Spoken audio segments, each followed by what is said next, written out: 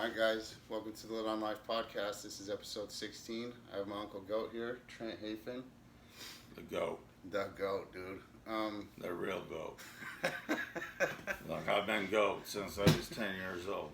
Let's go. So, okay. No, you're good. You know, Tom Brady came way after me. Way after me. I was a goat when the goat was an animal on a hill. Fucking A, way to start it, man. Yeah. I was just gonna say this might be the wildest podcast. Fuck. Yeah, I'm really spiritually sound. And got spirits flying all over. Yeah. Hell yeah. That's the truth, man. So, don't lie. Episode 16, man, with Uncle Goat. I wanted to ask you, first question, just so people can know, how did you get the nickname Goat?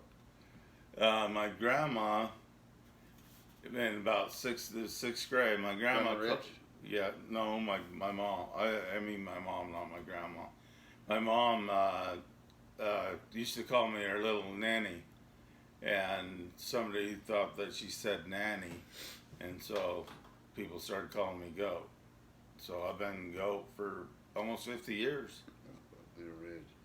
Is it true that, did you have a friend drop a goat off at your doorstep? I sure did. He's no longer with us. His name is Dave Crookston, and what I did is there's a bunch of kids running around, and the manager calls me, and I don't know what to do with this dang goat. It's just there. So what I decided to do is I got a stick with a carrot. I gave it a couple carrots, and I got a stick with a carrot on it, and led it down the street a couple blocks and just took off. Well, that's how I got rid of the goat. Yeah, that was a hell of a prank. You guys played a lot of pranks on each other, dude. Yeah. You guys gave the best nicknames, best pranks. Yeah. So Goat has done a lot in his life, man, and you went on a mission. Oh, the mission was, what happened is I should have realized as an alcoholic that, from high school, when I got into high school, the first thing I wanted to do I wasn't quite good enough to make the sports team, so I'm going to be the best dang partier this dang school's ever seen. And so my sophomore year, my junior year, senior year was filled with alcohol.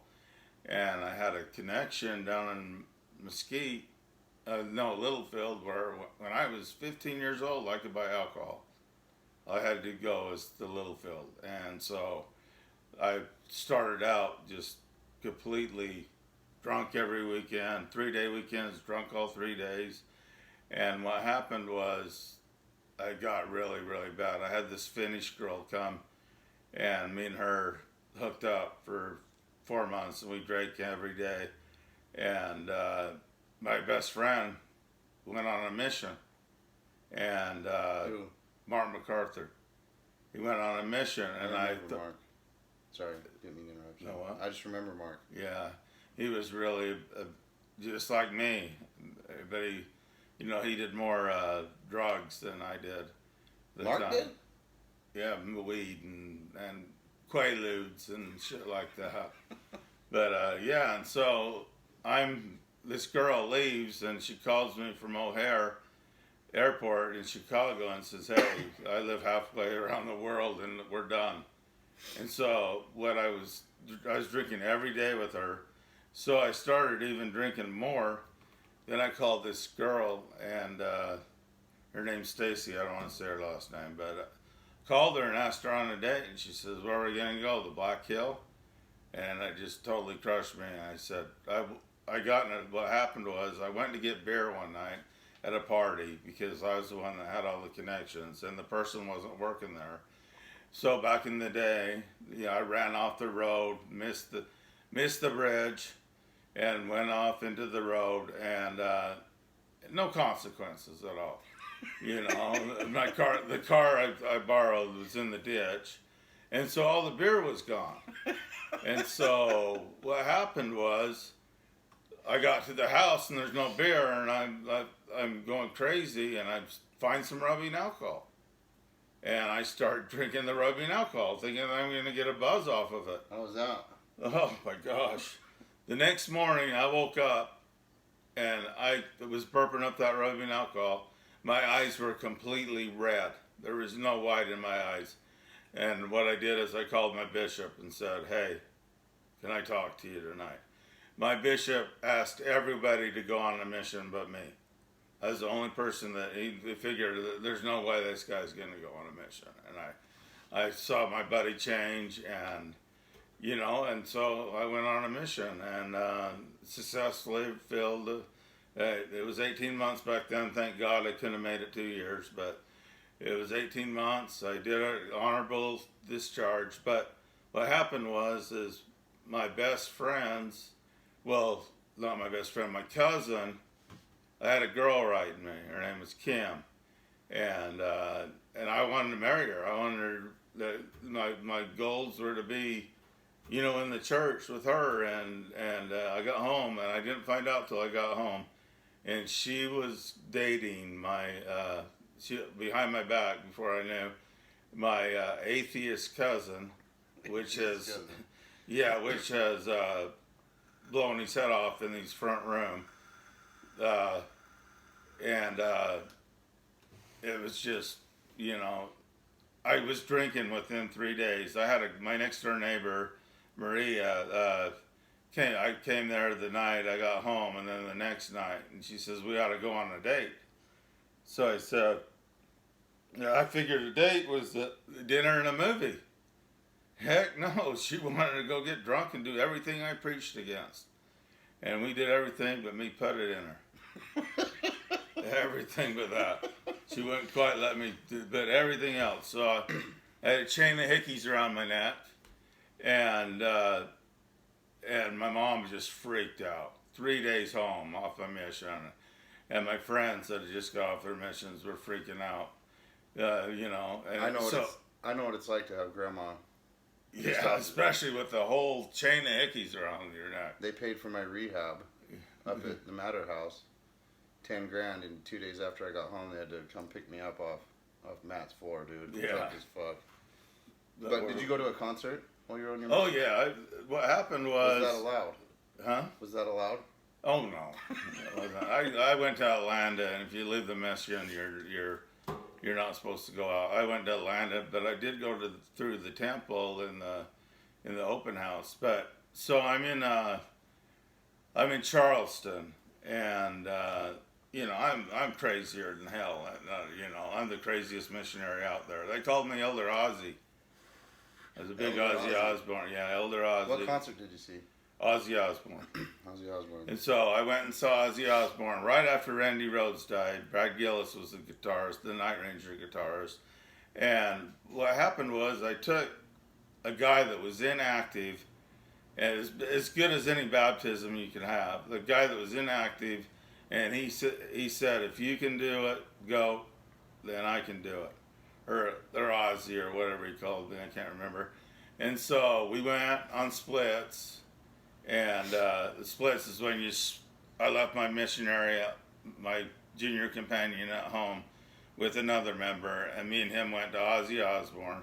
I never drank or smoked anything on my mission, but the air was just, that Carolina air was just clear full of weed, and I had 2 Macs after.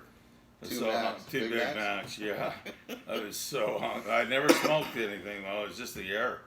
But the guy ended up getting married. He sent me an invitation, and he got married in the temple. So we went to Ozzy, but yet this guy got active and got married in the temple. So it was a good story. I wanted to. So God went on a mission, and after his mission, ended up moving to Vegas, right? And became I spent one of the craziest weeks of my life. Yeah, that was crazy. Yeah, I picked a kid up over my head.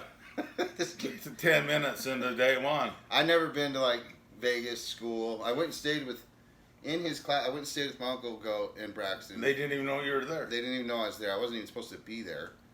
And I was in 3rd grade. All your students were in third grade, right? And I walk in there, first 10 minutes, and I'm kind of shook a little bit. I'm in a school full of people, just looking rough. he was looking rough, dude. And this little black kid's like, "Fuck you, white boy," to Goat, and Goat's like, "Well, come on then." And, just and my dad and Goat used to watch like WWF and Hulk Hogan, and he comes at him and Goat picks him up and does the helicopter with him. You know, I was that school teacher that when I got a divorce, I moved a minute away from my drug dealer, James, and I was that teacher that did a big line before I went to school, and then at lunchtime, sometimes I'd either go to the sports book to bet or go home and do another line. And I would get on top of chairs and just, you know, I was in another world.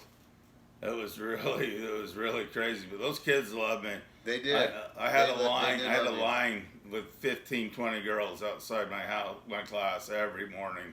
So when I was late every day, everybody knew I was late because I had 15, 20 little girls wanting to come in and draw me rainbows and flowers and, you know, draw pictures, and I'd bring my music and we'd listen to Blondie, and, you know, Blondie was really, they really liked Blondie. I never ate so much candy in my life. Oh yeah, we gave candy. Well, the deal was, because people would get too hyped up, I'd have donut parties all the time and pizza parties, and I never got in trouble at the school. I never sent a kid to the office. One year I had a guy that his name was Curtis, and it was okay. He was the Mexican, is that right? Yeah. Say that? And he was a Mexican boy, and he was my protector. So I had my secretary Amanda on one side of me, and then Curtis on the other side of me. And Curtis would protect, if anybody gave me any problems, he would settle it for me out on the playground. We were on the playground at 9:30 in the morning, and you can't go out there till 10. So we'd sneak around the school. It was an outside school. We'd sneak around the school and be out there by 9:30. You know, that's the first thing we wanted to do. But Curtis comes into class one day. And what, for recess? Is that what you're saying? Yeah, recess. I play football every day, or basketball. Nobody could beat me. Braxton was going there too, right? Yeah, Braxton was going. He was in second grade when you were there. What car were you driving at that time? The old whore. The old whore. The old whore, man. You know what? I bought it for $200. I gave my ex-wife my brand new car, and she got it repossessed. And so I bought this $200 car. And the dang thing took me all the way into Ensenada. They had to push start me at the border. They searched it for 3 or 4 hours. Yeah, the guy says, if we find one seat in here, you're going to San Diego County jail. And I remember my friend, the one that put the goat in front of my... Was it Hopkins? No, the what's his name now? Crookston. Oh, yeah. But me and Crook went to Mexico, and we went to Ensenada, and we didn't even make it to the beach. We went straight to the whorehouse or whatever. It wasn't where it's just girls just coming on to you. And my buddy spent all this money on a girl, and she was on her period, and showed me his hand, and it was just full of blood. So he wasted all his money. So I'm the only one that had money on the way home. We went to Denny's, and my car wouldn't start, so we had to park on the hill. The only time in my life I've skipped out on a bill, and we parked on the hill and ran out and jumped in the car, and you know, and wild time, and you know, in Ensenada. You know, it's just crazy. It's just crazy how, you know, I had Next question. Okay. Okay, so, you know, your addiction led you to lose your job teaching, correctly? Oh, yes. Correct? Yes. I did crusades. Crusades. What does a crusade mean, briefly? A crusade is a battle against the adversary for me. What's the adversary? Satan or evil, or, you know. And so I went in, I was so stupid. I had visits from my grandmother one week after she died, telling me that she made celestial glory, and Jim Morrison later in the Friday or Saturday that week needing my help. And what Jim's done for me. We've been together almost 30 years. It'll be 30 years in February, and he's still here. He's been here, and and it's beautiful. It's really awesome to have some spirits in here that are, Jesus and Jim. I like that, a crusade against the adversary. Yeah, against the adversary. That's fucking fire. Dude. Yeah, I went in the streets of Vegas, and it was Fremont used to be just 95% black before the Fremont experience is when I was down there, and I'd go down there and I would I would buy hot dogs and stuff, and shrimp. That's back when shrimp cocktails were a big thing, and beers, and I met a lot of really nice black women down there. There's no whites. I'd walk in a bar, and maybe the only person that was white in that bar was the bartender. Just me and just tons of black people, and so I really. One day my brother, I remember he came down and he couldn't find me. I remember smoking some crack, and my brother needed to get home. I was supposed to drive him to Glendale, and he found me down on Fremont with like 8 black guys, me right in the middle of them, humming a harmonica. He found me down there, and that's a true story. He found me down there, and I was in a circle with everybody was black but me, and we were passing on the harmonica back and forth and stuff, and that's where he found me. He says, I might as well check Fremont, because that's where I'd hang out. If I didn't have my kids, Fremont. My dad said that? What? My dad said that? What? I might as well check Fremont? Yeah, that's what. Yeah, he checked Fremont. He tried a couple bars by my house, and I wasn't at either one of those, and so he went down to Fremont and found me. And so you also ended up in a loony bin, correctly? A couple times. Why do I keep saying correctly? A couple times. I've been locked up for what I believe in. Yeah, my dad signed the papers, and they threw me in the quiet room. I did a leg stand, tried to kick him in the head, and they threw me in the quiet room, and the quiet room, it's just a padded cell. There's no bath. They didn't have a bucket to go to the bathroom in, so I just pissed all over that place.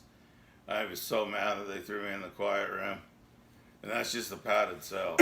So I've been, I know what it's all about to be in. I'd rather do jail time than ever go back to a mental institution again. Fucked up, man. It was so hard. Classes all day. If you don't go, they say you're never going to leave. And what happened the first day I was there, I didn't think I needed to be there, so I checked myself out. And the only way I could check myself in, I went to a neighborhood and just sat in a guy's car. I told him I was supposed to be at Charter Hospital, and he takes me back to Charter, and they say 30, that I need to, for me to come back, I have to stay there as long as my doctor wants me there. There's people there 3, 4, 5 days. I was there 31 days, and I told my dad they would release me, and they didn't release me. So he drives all the way down to Vegas to get me, and my doctor says, I didn't say I was going to release you. I got on my knees and begged him, can I please just go home? It was, I thought Did you go home? Yeah, I got to go home after 31 days. A guy tried to blow up the VA hospital, and he did less than 20. I mean, I did the most time there, and it was, it was so crazy. The first day I get there, I was a big O.J. Simpson fan, and I thought Nicole was there, Nicole Simpson, and she had just been, found murdered back then, and I pulled this girl in the room. I wonder what she thought, and gave her a kiss on the lips and said, thank God OJ didn't do it. You're here. So I wonder what she even thought about that. It was just beyond, maybe. This might sound like insane or like fucked up or crazy, but this is real shit. This is real life shit. Our family's been through a lot of stuff. Most of it's self-inflicted. Like most of this stuff is from drugs and, alcohol. Most of it's all the shit we've been through has been self-inflicted, but it's been through addiction, and I wanted to. I know you got into recovery. When did you get sober? Well, okay, I found out I was living with a family, and there's doors slamming and stuff, and it was just so many people, like 50 people had come through there in a day, and Where? in my house on 700, Oh, yeah. and we had a crack shack in the back, and people slamming their dope. We got that and house it was, raided like yeah, five, 6 times. 6 times Six times in a year and a half. by drug task force. The drug task force with the shields and the clubs and the Mace. tasers, everything. My dog got maced, right? Yeah, Tank got maced. But yeah, it was crazy there. I mean, I lived there for 9 years and 3 months. I was pretty much in charge, and I had 26 roommates, I believe. And there's only one of the 26 roommates that made it right, and that was Ramon. He paid me what he owed me. Other than that, I got screwed. You know, I let my friend Rick live there for 6 months, and all he gave me was a beautiful Bible, copy of Barfly burned, and $50. What else could you want? Yeah, the Bibles, I still got it right over here, man. Burn one or be one. Beautiful. Burn one or be one. Yeah, that's it. I fucking, I haven't done any marijuana in so long, but geez, you'd think, man, I had so much fun on that drug. I mean, I would just go off and talk for hours. Bibble tank? I haven't given a bibble. Can I show them what a bibble Yeah. is? Here's a bibble right here. This is a bibble. Yeah, that. How did the bibble start? Me giving your dad bibbles when he was 3 years old. So the bibble's been a big thing for many years. I've carried the torch. Yeah, I carried the torch. All the kids get bibbles. Everybody gets bibbles. The thing is, Hardest part of COVID for me, when everybody was freaked out and staying 6 years, I couldn't give a bibble, dude. That was the hardest part for me.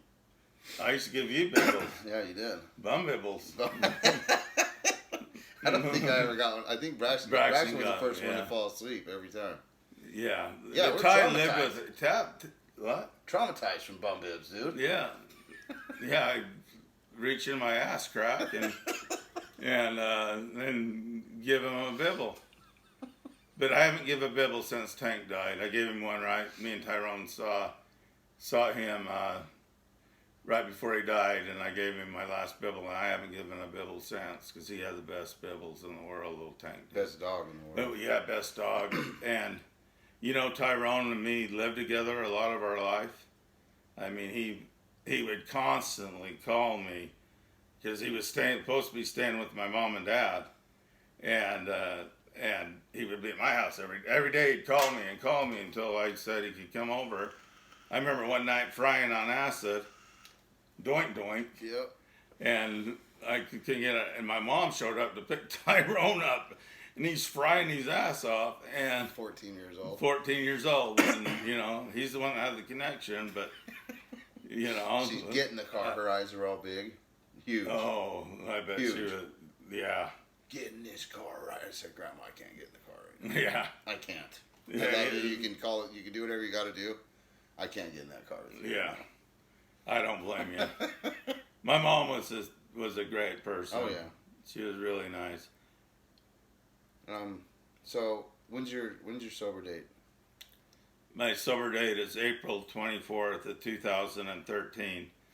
And so I went out on a bang on April 23rd, 2013. I had one 24-ounce can, and that was it. So that was my last beer. I walked in the house.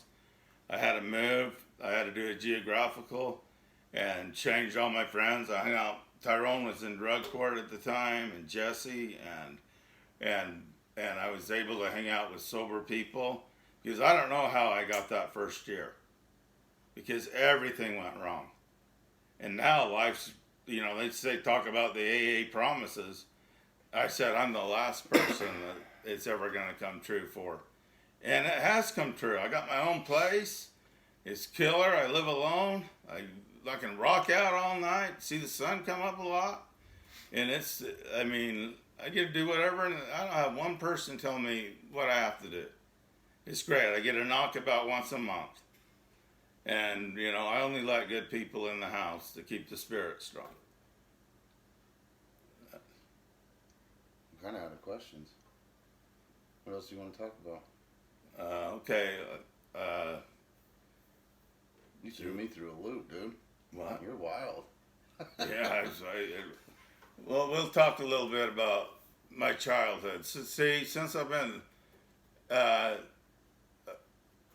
I did a lot of things with girls when I was a kid, and now I've been completely away from that. You know, I haven't been with anybody in a long, long time. And it's just, you know, it's just, I've had to experience what evil was, because I was hooked on meth for 10 years. And my brother had always, I tried to quit, and he'd always say, I'll give you a $20 line for $5. And I just, you know, and so when I got into recovery, I haven't relapsed, and my sobriety date's been the same. And, you know, it's just been, the AA way of life. It's amazing to do. See, I journal every night. I do the daily inventory every night, and if I make a mistake, I write it down until I fix it. So my life's pretty, you know, even though I don't go to as many meetings. At one time, I had three or four service positions, and I would go. My record's 13 meetings in 7 days, and I used to go 4 times a week, and now I don't hardly ever go, because I know I'm not going to drink. I could not let my higher powers down by they're so strong, and I couldn't take a drink. There's just no way. I mean, I've invested too much time into this program to waste it on a drunk. Really. On a drink? On a drink. Or if I took a drink, I'd be drunk for a month. And I'd probably die, because I think I would have died years ago if I didn't quit. I mean, I was close to being diabetic. Yeah, you for sure. Really close. We'd both be dead if we kept getting Yeah, it was, you know, it was, you know, and life in recovery is amazing, the spiritual aspect for me. I mean, I got spirits shooting through this house all night, and it's crazy, but it's fun. Listen to fucking Kiss or Alice, or, you know, and Alice isn't really, it's hard to find spirituality in his music. I really like Alice Cooper. He's got 40 years sober, believe that or not. He's 40 years sober, Alice Cooper. And I actually met him. I got backstage passes, and it was like a kid seeing Santa Claus. I was sweating, and I was nervous, and I wanted him to remember me, and there's a long line. It's actually Marty Lane at the Hawk gave me backstage passes, so it didn't cost me anything. I think they went for $500, which is cheap. I mean, some of them Caden's been to has been over 1,000. Yeah. $1,000. I gotta get my drink. You want your water? Yeah. But what was I talking about? God. No. Yeah. What are some of the challenges? I don't know where your water is, Joe. Get one out of the fridge. What are some of your challenges you've experienced since getting sober? You know what? Being sober is totally different than before I was sober. I had somebody to take care of me. I always had a friend. I never had to mow the lawn. You know, things like that. Then I moved in with my dad, and my dad hated me being there. But I had my house, but I couldn't get 2 days clean. I could get 1 day, but 2 days was impossible for me. So I went from, you know, I would run out of money about the 20th of the month, you know, 6 months before I quit. So I'd be happy if somebody came by and would buy me a couple tall cans. And so my, it wasn't really that hard to, you know, I didn't go through withdrawals really, because I was already not drinking very much towards the end of the month. But when I would get paid, my son Jordan and my brother would come over and I'd just buy tons of 30 packs and for 3 or 4 days, and then they're gone, and then I would be broke. What about taking care of my dad? Yeah, oh, that was crazy, man. Okay, we had my dad who had cancer in the house. We had grandma who had early stages of dementia, or later stages actually at that time. She had, full-blown dementia. And she thought the neighbors were on the roof. She thought people were peeking at her. Oh, yeah. And she was on repeat of saying, I love you. So, I love you. yeah, so what happened was my brother came to live with us, and it was me and Tyrone, and one of the two did the nights. We're the only two that ever did nights. And taking care of my dad. Yeah, taking care of your dad. And when he had a beeper on him because he'd think he could walk, and if he fell out of bed, we'd have to call the fire department or the ambulance. We couldn't get him back in bed, so he had a beeper on him, and you had to watch him all the time. And so he was watched 24/7 for 2.5 months, and I was one of the major factors in watching him. My mom really, she had dementia and stuff. She didn't really help. And it was mostly me, Tyrone, and Shelly, and grandpa, my dad. So it was us four, and then it happened 2 weeks later after Troy died. My dad had a heart attack, and same house. My brother actually died at 2:22, and my dad was found between 2 and 3, so exactly 2 weeks. And that was really kind of a relief for me, because my dad was really hard on me, and my mom had dementia, and I knew she wasn't going to live long. And everything worked out that where she was able to do the will, and she was coherent enough to do it, and everything worked out. Got me a really, really nice place for me, everything I ever wanted, with the quietest neighborhood you can ever have. And so what happened was my dad died, and then my sister Darcy and me, with my mom, we didn't hire anybody, or she had hospice and coming, and me and Darcy pretty much did everything for my mom. And she would not, if I walked in my bedroom, she'd say, hurry back, don't leave me. And so if I took a nap, it was out by her. And I did that for 5.5 months. I took care of her every day. I think towards the end, we were trying to get somebody to watch her once in a while for a couple hours. And I think we had maybe 2 or 3 times only. And so me and my sister spent 5.5 months with that was my life. Because my mom's a night owl like me, and she'd stay up till 2 or 3 in the morning. But we'd watch the ID channel, like American Monster and all that stuff, and anything to have me out there with her. If I took a nap, like I said, I'd lay down and bring my pillows out, my blanket, my little fan out, but what a reward that was for me, because my mom did so many nice things for me in my life to actually pay her back a little bit. I can, and I actually feel her here at night, a lot of nights. I mean, she hasn't left me. She's with me, and that's really, and I can feel my friend of 50 years, Roma, Tony Fry, friends 50 years, and I can feel him some nights. He's the one that got me sober, that helped me get sober at the first, because he was on pain pills. He didn't drink, so I could hang out with him because I've never been on pain pills.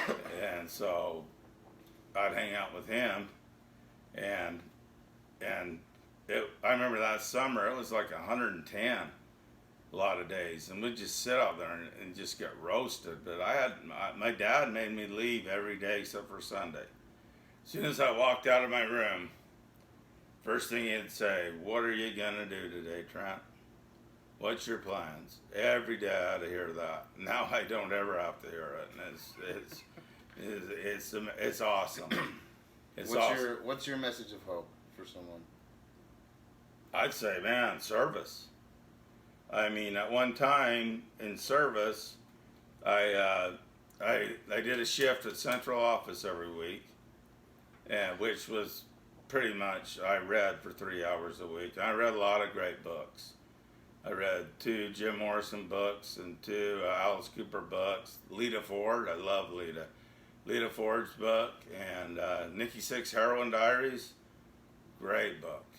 And all the AA, I read the big book. I read 2 Bill W. books. I read Dr. Bob and the Old Timers, all that. Well, I did that service for 5 years. And then I went in and called bingo at Bella Terra for 5 years. And I got the speakers on Saturday night for 3.5 years. And I actually, I kept track. I'm really into statistics. And I have 202 times I've either secretary or chaired Saturday night speaker meeting. 202 times. And service. Yep. I was there. I didn't have anybody. The thing about Saturday night is that it's a different crowd. It depends on who's speaking as who shows up. So I didn't have anybody to take my place, and so I was there. I was there every Saturday night. And then on Sunday mornings, I'd call to see if the speaker was going to speak, and half the time they wouldn't, and you'd have to try to find somebody. I'll tell you what, I never went 1 week without a speaker in 3.5 years of doing that. And it's the hardest job in AA, because you need one every week. And so I did that for 3.5 years. Now my buddy Seth Cox is doing what I did, and he can tell you how hard it is. It's really, really a tough position. You've done a lot of service, man. Yeah, I did a lot of service, and, but I needed to do the service to stay sober. Like I told Seth when he took over, we had a couple other people try and they quit, but when Seth took it over, I said, Seth, I promise you, as long as you keep this position, you will not drink. You don't have time to drink. He goes to 4 meetings a week, and he struggles sometimes to find a speaker. It's hard, because 90% of the people say no. It's hard for, and I've spoken 10 times. I've spoken more than anybody else. And they wanted me to, I spoke in February this year, and they called me in April to speak again, or May. I think it was May, yeah. 2 or 3 months after I just spoke. I said, I was going to LA for 5 days. I'm not going to run into town and give me 6 hours notice. I need at least a day to prepare spiritually to carry the message to the alcoholic that still suffers, Yeah. Is there anything else you want to say? Let's see. When I was new, I would recommend. I haven't gambled since November, but I remember my friend Caden telling me, he goes, "Don't go to Mesquite for 6 months." So when I did go in 6 months, I went with my sponsor, Flint Williams, and he said, because I was going by GOAT. And then they go around the room and introduce yourself. Listen, hey, I'm GOAT, alcoholic. And he told me not to do that anymore. And I had like 10 days, my first meeting at the Alano Club, and it was just, I don't know how I stayed sober that first year. It was so hard because everything possibly went wrong. The adversary did not want me sober. And now it's pretty easy. I don't really think about it, Yeah. It's not hard, but I would say to the newcomer, service is key. I mean, even if it's making coffee. Man, if you can chair a meeting or something, that's growth. I mean, I had 9 months when I started chairing Saturday night, and 6 years later, I'm still involved in Saturday night. I'm not involved anymore for the last year. But I'll tell you what, that, you know, and the key for the newcomer is go to a lot of meetings. Don't, go to as many as you can. I mean, I'm comfortable now that, I only go once in a while, and I'm comfortable now. I'm more secure in my sobriety. But, I really haven't done anything wrong in a long time. Just everything's been roses. But yeah, life, it's a lot harder today not having my dad and mom and my brother. And me and my sister don't text that much, maybe once every couple months. So I'm pretty much alone a lot. And then thank God for the spirits, because they keep me company. But yeah, I would find a higher power. That's the neatest thing about AA and NA. You get to create or choose your higher power. Nobody cares. Nobody really cares what you believe in. That you're not there for that reason. The first 3 steps are about God. But, I don't know. I know one atheist that's got over 30 years. And that's my second sponsor, Jeff Reimer's son, our brother, John Reimer. He's atheist, and he's got over 30 years. That's the only one I know. You got to find a God. Yeah, you can get clean despite your beliefs, Yeah. despite anything. There's really not. If we can get clean and sober. Oh, if I can get clean, but I put it to the test. I wanted to know if I could drink 100 beers in 24 hours, and actually I did it in 20 hours. 20 hours, I drank 100 beers. So if the goat can get sober. If I can get sober, and that's why my friend Caden Hannick gives me my chip every year, because he partied with me. And he says, when I had 1 year, he says, this is the biggest miracle. And now my next one's my 10 year. And, and the key is I journal every night. There's not a day goes by, and I pray every night. And I listen to music most nights. Music's my key to the spiritual world. And I write, see if I just go through my day, what I've done during the day. Sometimes I'll throw how much money I've spent in the day. I just write every day, and I'm on 3,400 and 2 or 3 days. So that's a long time. I remember Caden telling me that I needed to get a sponsor, was another thing he said. But the one thing he said to me is, I've got 1,300 and something days, and you've got 10. And I thought to myself, no way am I ever going to get 1,300 and something days. Well, I've about tripled that now. That's crazy. Yeah, it's all in your head, man. I mean, it's all, you don't, I didn't drink over any of those deaths, and I thought I did a great job at the funerals, man, because I've spoken so many times. It was easy to get up there and talk about my dad. What was it, 22 minutes at my dad's funeral, 20 minutes at my mom's. My dad says, don't go over 7 minutes at Troy's because he got a deal, but I went 8 minutes. But You had to, huh? I had to. But he says, hey, we're getting a deal, so you got 7 minutes. And I couldn't quite get it in 7. But that was the biggest relief of my life, is to have, because me and my dad did not get along. Like Jim Morrison, his dad didn't get along. We didn't get along. We didn't see eye to eye. And me and my dad didn't see eye to eye ever. He would find anything for me to do. Pull weeds, pick up limbs, whatever. I had to water the flowers that my mom never even looked at every other day for 5-6 months. It's crazy how somebody's experience can be completely different, because Grandpa was always kind of like the perfect person to me, you know what I mean? And like, he was not.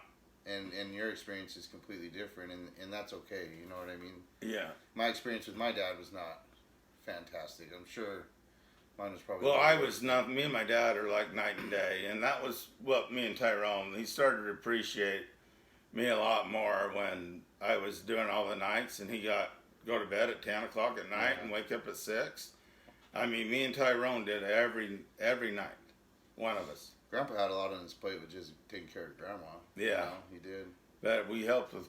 I helped with Grandma. Yeah, you did. I kind of didn't show up as well with Grandma as I did. I was tired. I was worn out from like watching my dad die, dude, and then watching Grandpa die, and then I was just kind of like, it's on you guys. You and Darcy really stepped up. The thing is, yeah, we really stepped up. But the thing is the last thing I did for my mom is she loved crow pies. She loved the custard pie, and the last thing I did is I went and got her a custard pie. I don't think anybody even ate a piece of it, and I actually walked in when she fell and got to witness her die. I've never ever witnessed that before. I saw her take her last breath. And you know what? It worked out the way she wanted. She did not want to go to a rehab home, and she wanted to die in that house, and she died in that house, and that's what she wanted. She wasn't going to live much longer. As soon as you put a catheter in and she's not walking to the bathroom, some days it would take her 45 minutes. I'd have to sit there and wait for her for 45 minutes just to use the bathroom. And then you take her back to her couch, and then she had her walker and take her back to the couch, and but once they put the catheter in, she went downhill really quick. And the pain meds, I would I never even thought about taking one. I've never done that. I've never done heroin. I thought about taking my dad's. What? I thought about taking my dad's for sure, man, because it was hard to stay up with him. And he didn't like. He thought people were trying to. Or not meth, but morphine. Morphine. He thought people were trying to kill him. Yeah. He thought everyone was trying to kill. I was the only one that could really give him his meds. Mm-hmm. But anyways, we are at 47 minutes. That long? Yeah. Already? Yeah. I just want to say, are you good, Go? Yeah, I hope I didn't. I hope. It's been a long day. We went to a party, and we got there real late. And Tyrone hung up a couple of these awesome pictures of women I got all around my house. And we hung up Lisa Leslie, my black goddess. I love her, and I didn't miss a game for 9 years, I don't think, when she played. He got her up, and we put up Jennifer Love Hewitt today. So it was a good day. It was a good day. Yeah, Shout out to Ice Cube. Today was a good day, dude. Yeah. And I love you guys, man. This is episode 16. The GOAT. That's what the original. The original OG, the GOAT. I love you guys. God bless, man. Hey, recovery works if you work it. It really does. If I can stay sober, anybody in this, I mean, a guy drinking 50, 60 beers a day, then turn around and not drink one for 9.5 years. I mean, that's pretty incredible in my eyes. Absolutely. I love you, brother. I love you too, man. Thank you. Thank you.